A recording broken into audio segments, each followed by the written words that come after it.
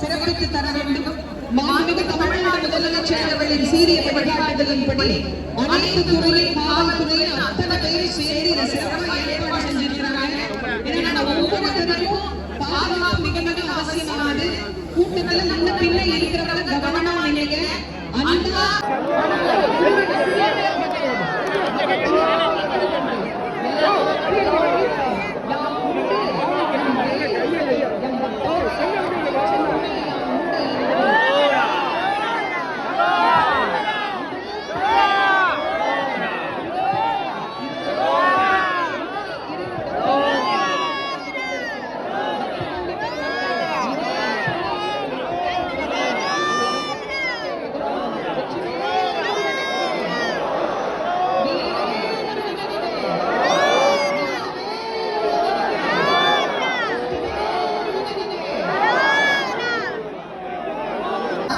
நிற்கின்ற முருகப்பெருமானின் முன்பு வந்து நிற்கின்றார் தாரகன்.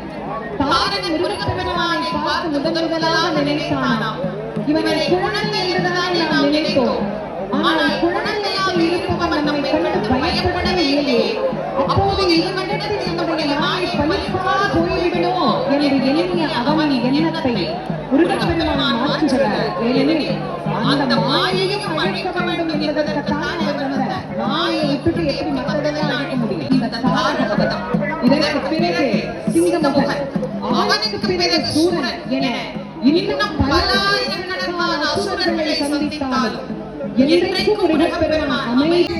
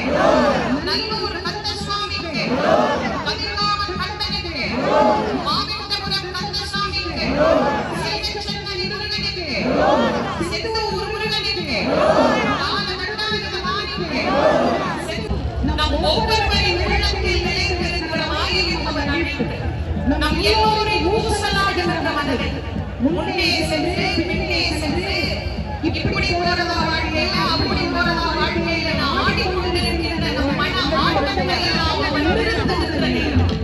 நம் மனத்தை ஒருநிலைப்படுத்தி நம் எல்லோருக்கும் வாழ்க்கையின் வரத்தை வாரி வாரி வழங்க புறப்பட்டு வருகின்றது. வெற்றிவே முருகனுக்கு.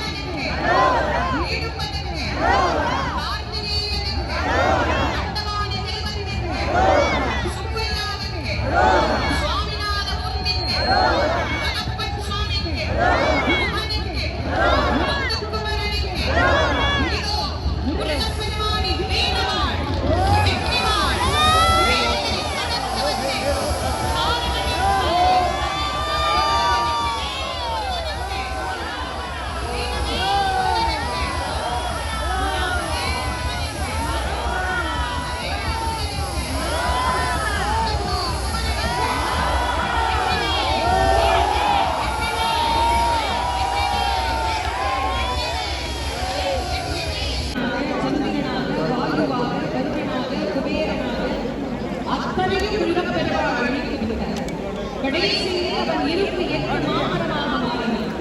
அவன் அசைவதனால் அண்டங்கள் அசைகின்றன, உலகங்கள் நடுங்குகின்றன, தேவர்கள் அஞ்சி நடுங்கினார்கள்.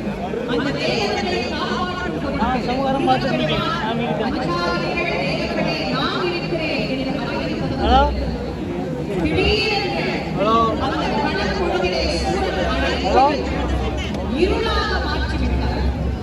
அந்த இருளிலே தேவர்களை அழைத்து விடலாம் என்கின்ற எண்ணத்திலே தேவர்கள் மீது அவர் பாய்ந்தபோது அப்பாவி தேவர்கள் முருகா ஓலம், முருகா ஓலம், முருகா எங்களை காப்பாற்றி அருள வேண்டும் என்று கேட்டபோது முருகப்பெருமான் அந்த இருளின் மீது ஞான ஒளி வெள்ளமாகிய வேளாயுதத்தை ஏறினார்.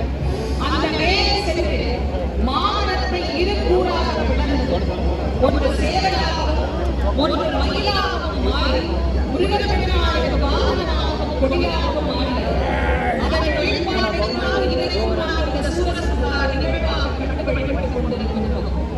எவ்வளவு நேரம் இந்த ஆனந்தம் நாட்டப்படுகிறது என்பதை நாம் பார்த்துக் கொண்டுதான் இருக்கிறோம். மனித உயிர்கள் ஒவ்வொன்றும் உயிர் பெற வேண்டும் என்பதுதான் இறைவனுக்கு எண்ணம். தான் பெற்ற குழந்தைகள் எல்லா குழந்தைகளும் நல்லா இருக்கணும் அப்படின்னு நினைக்கிறதுதான் ஒரு தாயின் எண்ணம். இறைவன் நமக்கு தாயானவர், இறைவன் நமக்கு தந்தையுமானவர். இறைவன் நன்றி மறத்தல், நன்றி கொள்ளுதல் என்கின்ற பாவங்களை செய்யக்கூடாது என்பதை நமக்கு சுட்டிக்காட்டுகிற புராணம் கந்த புராணம். சூரன் முருகனை எதிர்த்து நிற்கிறார். ஒளிவெள்ளமான முருகப்பெருமானுடைய வேல் புறப்பட தயாராகி கொண்டிருக்கின்றது. என்னைக்கும் ஞானத்தை வழங்கக்கூடிய அந்த வேல் நம் எல்லோருக்கும்